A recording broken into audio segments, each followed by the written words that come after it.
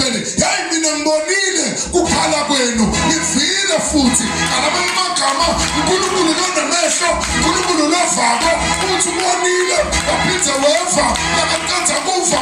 Lithi ibhayibheli, he made a decision, wasebuyehla ngoba bathandekayo noma singangena kuphi etinkingeni ezingakanani, Jehova uyehla ehlele etinkingeni tethu, ehlele emakhaya ethu, ehlele emabhizinisini ethu, ehlele etimpeni tethu. Noma ngabe sentana uyehla uNkulunkulu, masokhala kahle udinga abazokhala ukuze ehlele enkingeni yabo. Ungasabi, utawehla uNkulunkulu, ungasabi, utawehla uNkulunkulu, utawehlela esimeni sakho, utawehlela kulabantu abalwa nawe, utawehlela kulabantu abakuhlebako, utawehlela kulabantu abaplenawo, engeliplenabo liphumelele. Ngoba Jehova utawehla, utawehla mani, utawehla ungasabi.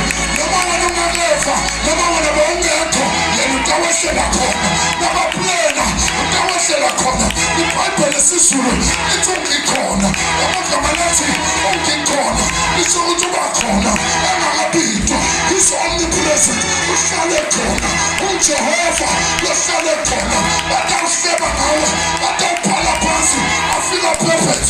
Athi bamangale ukuthi udlule njani ngoba lelumbo liyabulala. Kanti ngesikhathi bafaka lelumbo uJehova bekhona, uJehova bejongile, uJehova bebhekile, wafika wena empilweni yakho.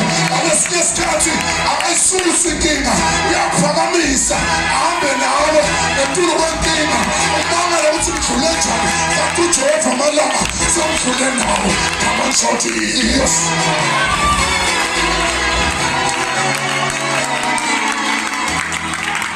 Lithi ibhayibheli, noma bathethela baphuma sona, noma bathethela baphuma